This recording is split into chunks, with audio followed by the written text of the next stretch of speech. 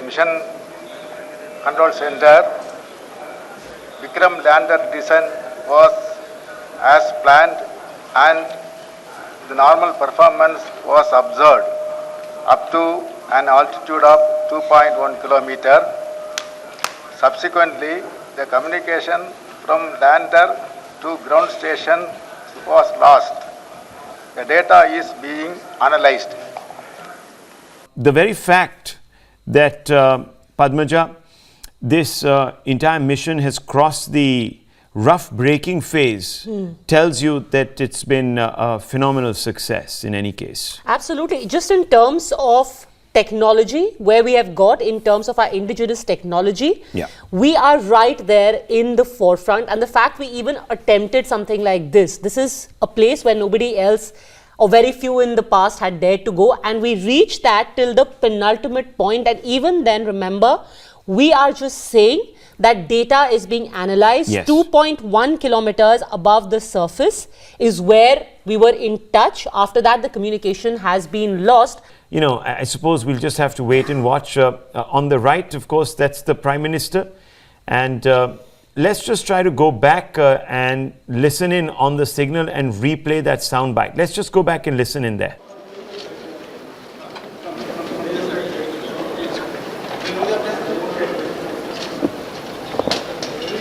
देखिए, जीवन में उतार चढ़ाव आते रहते हैं और जब मैं देख रहा था कि अब कम्युनिकेशन ऑफ हो गया है तो मैं देख रहा था आपके सारे चेहरे एकदम से हो गए। लेकिन ये कोई छोटा अचीवमेंट नहीं है जो आप लोगों ने किया।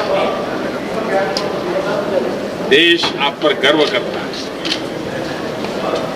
और आपकी इस मेहनत ने बहुत कुछ सिखाया भी।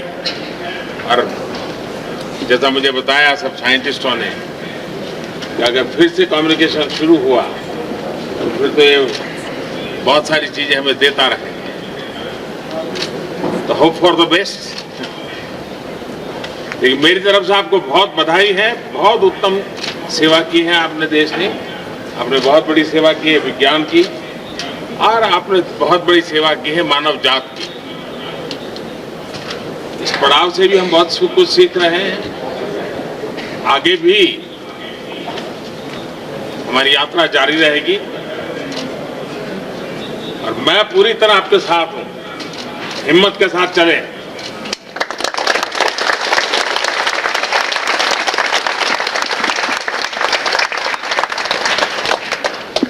और आप ही के पुरुषार्थ से फिर से देश खुशी बनाने लग जाएगा, मुझे विश्वास है। Wish you all the best. Thank you. Thank you. Well, ISRO has lost radio contact with the lander. And that, of course, is a setback. As the Prime Minister says, ups and downs are part of life. It is one of those moments, beguiling as it is, but a lot has been achieved because we have crossed many thresholds today. And yes, ISRO has done the country proud, as the Prime Minister says, and it will rise again. Though we will be a bit disappointed and it will linger. It's been a long night, viewers, and we were brimming with hope. But sometimes things don't quite work out as planned. But there is still hope, latent hope, because communications are yet to be restored. The Prime Minister, as well as ISRO chief, has said they're going to continue to try and establish contact. And it has been in the past where all has been lost, but contact has been re-established. It has happened on numerous occasions, and that is a fact of history. That is a fact of history. And the fact is that up to 2 kilometers, we followed the entire trajectory. Yes. This itself is a very big achievement for ISRO. That everything was on schedule as per the time. It's only in the last 2 kilometers that we lost contact, and you never know. You know, the jury is still out. You never know, because, you know, the jury is still out. There's dust, obviously, after the landing, and we don't know what capacity the lander is in, what state it is in, whether the communication pods, etc., have been hit, whether the antenna is damaged. We don't know. We have no clue right now. Things can turn out. But it's heartening to see the Prime Minister patting all the young students who have come from far and wide because they apparently won. asked one of them, what keeps you motivated? Well, that is, the way it is, and that is perhaps the audacity of hope, which is what we all live by. Let's just very quickly go around the table and ask a few straight off the bat questions. Laura Seward, what are your initial thoughts? Well, I'm very proud of the effort that this team has put together. This is hard work, and lots of people have committed years of their life working towards this, and you got either to the end or almost to the end. And so they should all be very, very proud. And this will build. So this isn't the end. I'm sure that this effort will continue. Dr. Anand Ranganathan. Yeah, this is one of those moments where you realize that failure is relative. It's hard to describe what is failure. I for certain am not going to describe this as failure. Remember, we located the street, we found the house, we walked up to the door, we just couldn't ring the bell. This is not a failure in my assessment. We'll be there very soon. And we will build on what we have achieved this far. Abhijit Chavra. From Chandrayaan 1, we took lessons. From what happened to Israel, we took lessons. We got to Chandrayaan 2, and we'll take lessons forward from here. Yes, this is the nature of exploration. You succeed and you fail. If you look at the history of lunar landings, you will see a litany of failures.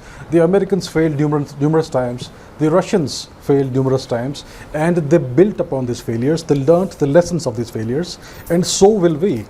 So I salute and applaud the ISRO scientists and engineers for all their hard work, for doing so much from so little. And I have no doubt that this mission will be redone, and we will nail it the next time. Well, let's ask what could have actually happened. Laura Seward, any guesses? What do you think might have happened? I hesitate to guess. I'm going to leave that to what the data tells us. But we do know that they got very, very close to achieving the mission. And so I don't think that, as another commenter said, I don't think this is a failure at all. It proves the success up to that point. And so we just need to figure out that last piece of the puzzle once we get the data. Dr. Jha, what do you think it comes down to here? And so I don't think that, as another commenter said, I don't think this is a failure. Well, let's not speculate much. As it seems, the sensors have stopped working at that 2.1 kilometer. At that 2.1 kilometer, sensor is continuously reading that 41 point something therein. I have a feeling that it is only a sensor failure, and the entire intelligence of the craft that must have got it down. So let's just wait for the communication to resend. Remember, every 2 hours the orbiter is crossing the lander, and every time it crosses, every 120 minutes, it will be sending us the information. Now communication is broken. That is the key factor. So you never know, tomorrow morning the information will come that communication has been established and everything is fine. Absolutely. So I wouldn't be surprised with this, and it is a massive achievement by the ISRO that the craft has gone absolutely precision wise, minus the last few moments. This is what I wanted to ask. If all the maneuvers and the speed had reduced to the point where it was thought to be successful, it must have landed okay. What do you say? No, I think we've reached the finishing line. Yeah. It's just the last few seconds something happened. And मैं इनको ये कहूँगा कि जैसे हिंदी में कहते हैं आपके मुंह में घी शक्कर. हो सकता है कि it's only the communication which has broken down. Right. And maybe but what could be the possible reasons? I mean, Abhijit Chavra, what are the possible factors that could lead to a communication breakdown like this? And how long, are there any past precedents for how long, before you actually go and regain contact? Well, if I were to speculate, I could speculate that perhaps the exhaust gases bounced off the surface of the moon and somehow contaminated or degraded the sensors. So that is one possibility, in which case it's possible that the lander actually landed. But we will have to examine the data and see how it goes. Because like the other panelists said, the spacecraft, the orbiter is going to pass above the landing zone again in a couple of hours, and it has a high definition camera, which has a very high resolution. So it can photograph the landing area, the landing zone, and we will be able to see the lander over there and what condition it is in. So that could give us some clues. We also have the telemetry data, the positioning data. So we have a wealth of data from which we can recreate a forensic analysis of what exactly happened and whether the lander is still functional or not. So what we can hope for is news by around 4:35. Is that what you're saying? Well, yes, because the orbiter is going to go around and come back, and it's going to try to communicate. When the orbiter passes over the landing zone again. Okay. Let's welcome Neil Tyson, who's joining us. Somebody who, of course, is an expert at communicating, spoke with us earlier so eloquently, and we had, I think, such a constructive debate. Well, we've lost contact, Mr. Tyson, with the lander in the last 2 kilometers, so we don't quite know what's happened. Obviously, the Prime Minister who was there said, look, keep your heads up, ups and downs happen. How do you see events? Well, if in case something bad happened, which of course we hope is not the case, one of the mantras of space exploration is if something goes wrong, it becomes an opportunity for it's an experiment rich in learning opportunities. How you might think about what could have gone wrong so that it doesn't happen that way the next time you go. So people need to remember that when you are doing something that has never been done before, there's always risk. It's a fundamental part of the moving of the frontier of exploration. Well, let me ask you, because there is obviously cause for concern because we're not hearing back from the lander. Now, there is an orbiter that completes an orbit every 2 hours. So the possibility, do you think there's a possibility of assessing what could have happened? I don't know what kind of reconnaissance cameras or other detectors are available on that orbiter. You have experts there who would surely know that. If it is possible that they have enough high resolution in their imaging to understand what may have happened at the site where you anticipated it to have landed, that would be highly useful.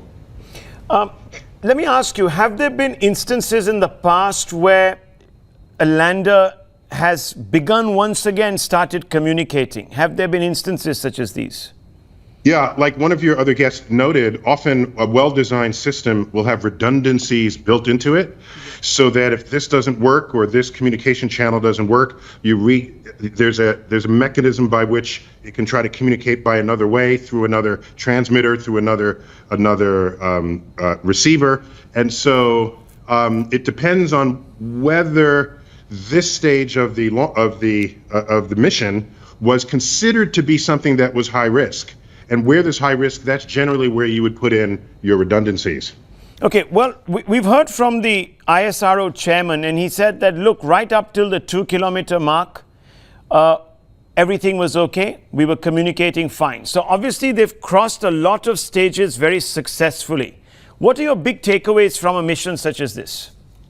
Yeah, I mean, it's at the moon. You have an orbiter around the moon right now, and this is a good thing. This is an achievement.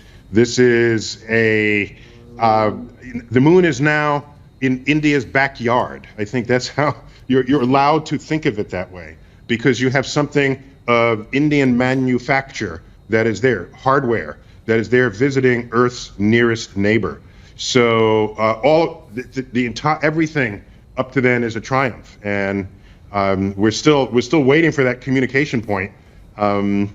And like I said, if not, you got to the moon within 2 kilometers. That's good. That's and I like to be courageous messaging there. So yeah. That's the Prime Minister. He says India is proud of our scientists. They've given their best and have always made India proud. These are moments to be courageous, and courageous we will be. Chairman ISRO gave updates on Chandrayaan-2. We remain hopeful and will continue working hard on our space program. I think that's the big takeaway. That's the spirit, as someone just said around me. That's the spirit we must exude, isn't it? I mean, there will be setbacks. Yes, yes. And allow me to say that some of the smartest scientists that ever were part of my community of astrophysicists have been Indian born. A leader among them was Chandrasekhar. One of our most productive space telescopes is named after him, and it's an X-ray based telescope. And so I'd always known India to be a source of brilliant scientists, brilliant engineers. There's a statistic, there's a thermodynamic property exhibited in matter that there's an Indian physicist, Bose and Einstein got together to understand this. So I've known the role of Indian brilliance like my entire life, contributing to physics and astrophysics. And then when I learned that, oh, wait a minute, I'm now decades ago, wait, you're not yet in space? How come? You have all this brilliance. And so I'm glad to see this moment arrive where space is now something that becomes a fundamental part of the dreamscape of the Indian subcontinent.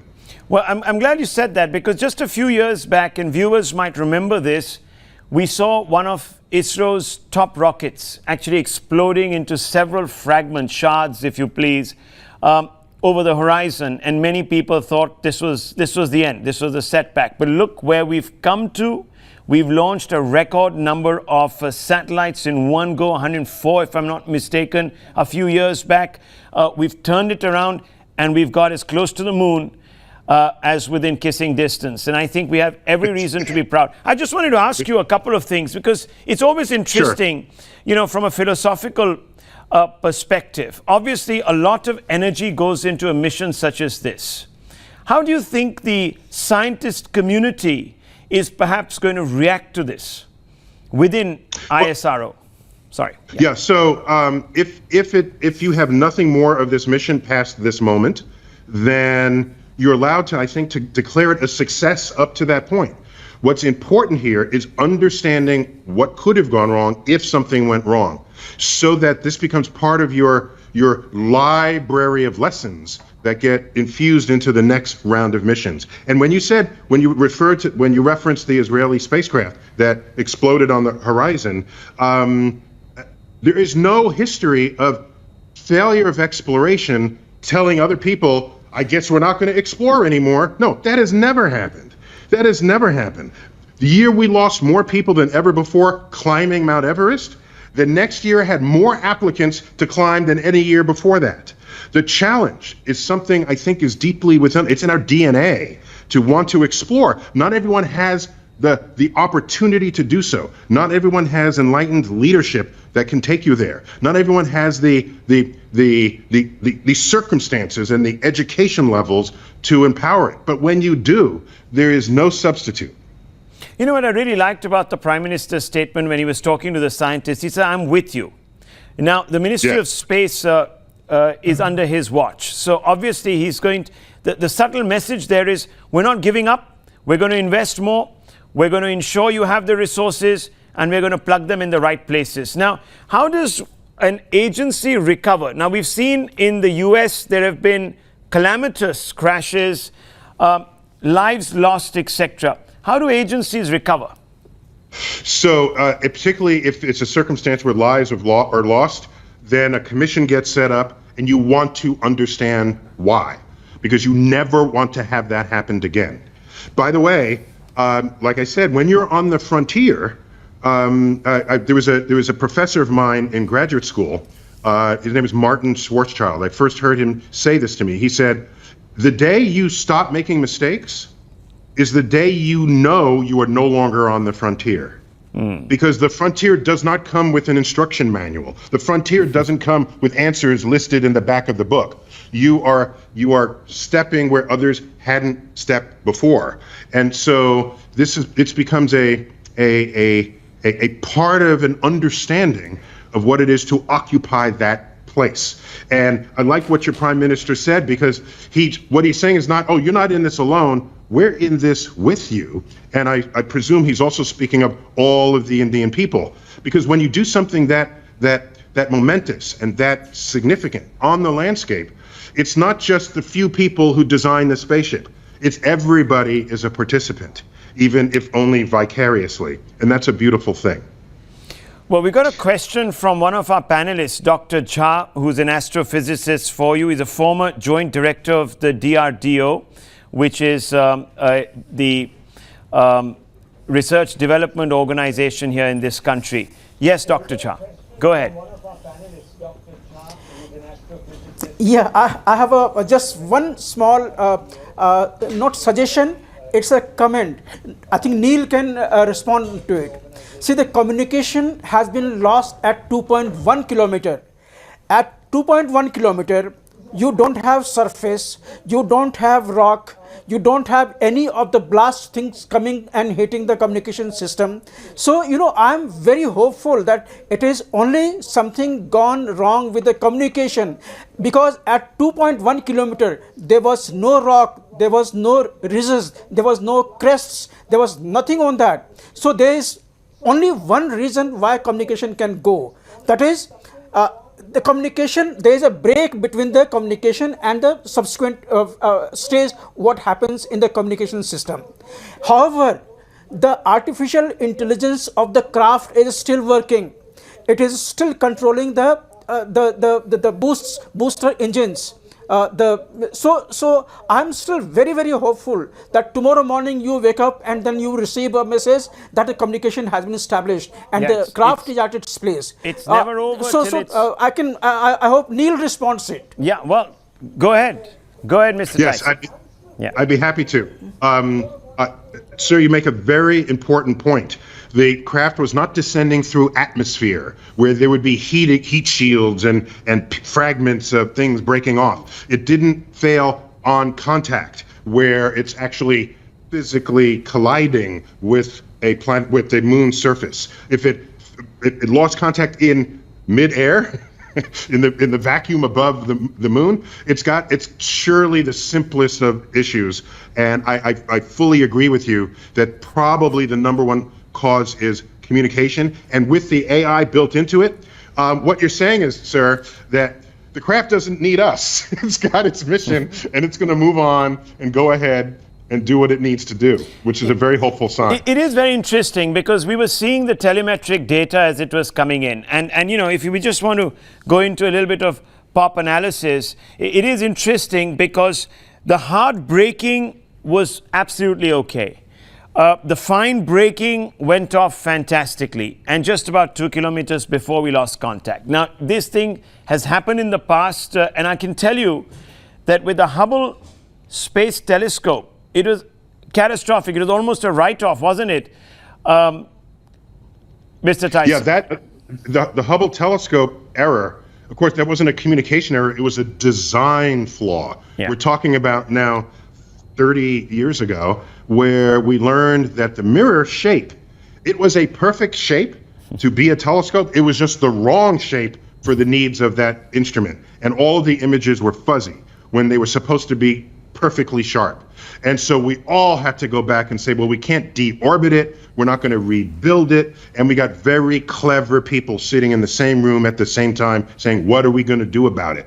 And so what they did was design a pair of corrective eyeglasses for it, right? Some lenses that they put in the path of the focusing light to restore the proper optics to get the images that we needed. But that required yet another mission to the telescope, a repair mission, astronauts. So, like I said, sometimes the greatest among us rise up when you have challenges such as this. That's why in the movie Apollo 13, where one of our missions, there was a failure en route to the moon, and that failure brought out the best in everyone, in the astronauts, in the engineers, because they said, how are we going to solve this problem so that we don't lose the astronauts? So I think this is where, as we say, the rubber hits the road. This is where we say, what are we going to do about this? And are we strong, and do we have the resolve to come back if in case we never have contact with this instrument again? Absolutely. I think those are very wise words. And those are words of an individual who's probably studied several of these incidences. But Mr. Tyson, look, at the end of the day, we're talking about science here, and science has progressed even in this particular mission. Let's not kid ourselves about that. Viewers, you're watching, it's very late at night here in India. We're still taking massive leaps. Now, Mr. Tyson, when you get so close to the moon without an implosion, which is very visible, it suggests that you have actually transcended certain challenges already, isn't it? Yes, because, for example, there's leaving the Earth for the first time for another destination. India has made great inroads into satellites around Earth. One of the most important ones, from my point of view, was you monitor your monsoon season as never before. Something so important to the yearly cycling of life and death in India. Without the monsoon, India would be a desert, and you know this. And so you want to understand that. You've got satellites, and they're your own satellites to monitor that. The moon was a next step. To get there, you had to leave Earth in such a way that the craft does not fall back to Earth. So these require very high boosters. You have to achieve the escape velocity of the Earth, which is, we still do miles here, 7 miles per second. Sorry about that. Yeah, we both have British history there telling us that. Yeah. But my point is, once you get that close to the moon, you belong to the moon. Okay, whatever happened to that craft, it is on the moon right now. You can guarantee it. So India's on the moon, even if you can't have a conversation with your spacecraft.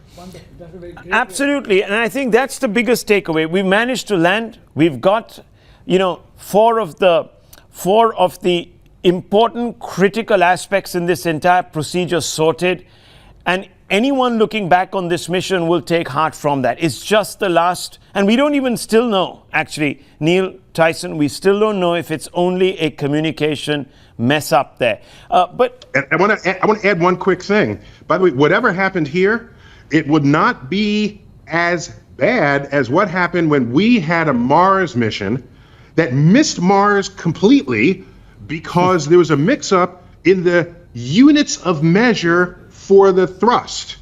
Some were using metric and others were using the English system, and they did not know that at the time. And there it was, on Mars, and it missed Mars. That was one of the most embarrassing mistakes. You don't want to make that kind of a mistake.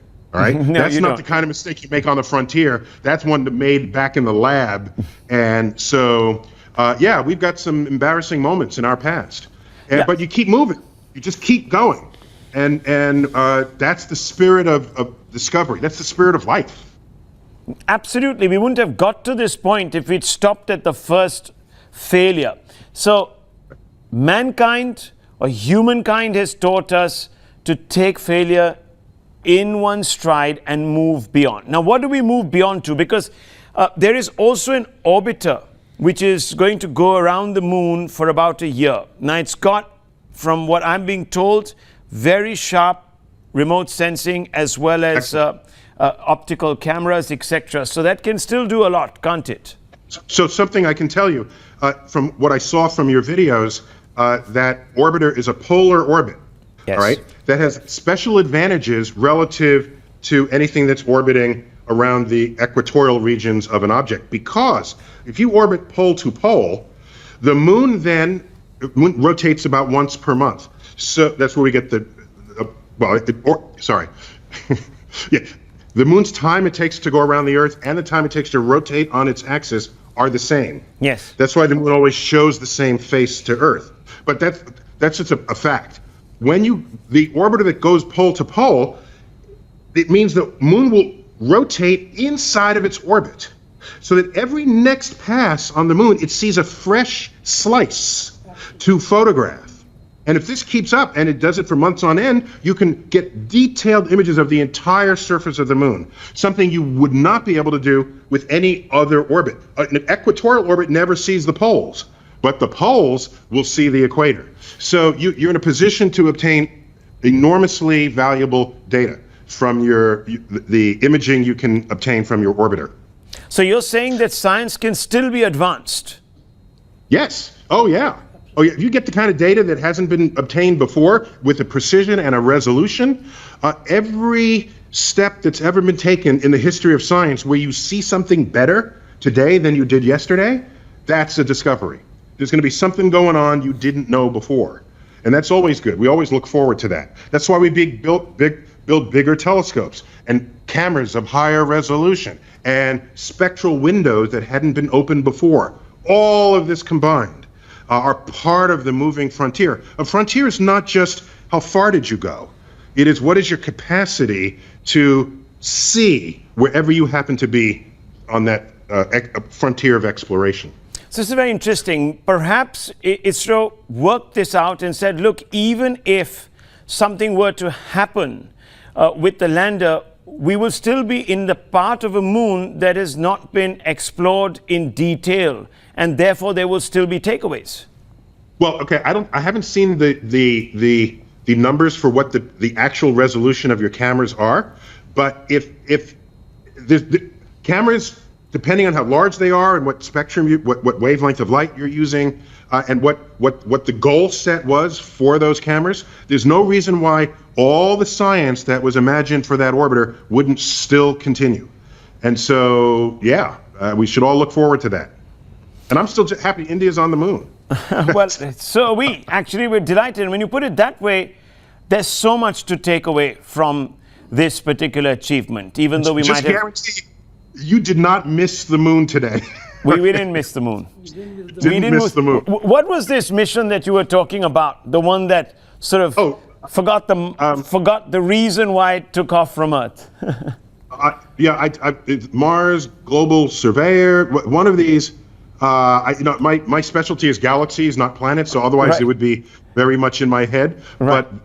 But that mission, it was just embarrassing because the engineers were using English units and the scientists were using metric units. And when they had to calculate what the craft needed to do with its energy supply when it got into the orbital space of Mars, the two numbers did not reconcile, and it just missed Mars entirely. Okay, so yeah. Millions of Indians watching today, watching Neil Tyson. What's your message? Oh, my message is space is hard, and I will quote our President Kennedy from the 1960s when he said, we do this not because it's easy, but because it's hard. And when you do the hard things in life, it puts you in a place where you were not there before. And only when you do the hard things, when you take the hard, if I may address your student population, if you're awake at 2:30, 3 o'clock in the morning, it is the weekend, however, there are people who want to get high grades and they take easy classes and then they get the high grade, but then what are you good for if everyone else took those same classes and got high grades? You take the harder classes. Maybe your grade is a little lower, but now you will ascend this pyramid of ability to solve problems. You'll ascend this ladder where you will see farther than others. And then when it's all is said and done, people will beat a path to your door. And if you do that as a nation, oh my gosh, lead us into the future. Take us to Mars. Neil deGrasse Tyson, thank you very much. Those were really beautiful sentiments, and I'm sure Indians will hang on to every word you've said because you've really meant them earnestly. Thank you very much. Thank you very much for joining us. We're going to take a very short break. Thank you. Well, wonderful. Thank you very much. We're going to take a very short break, viewers, and we'll be back in just a few moments. Don't go away. This is still continuing.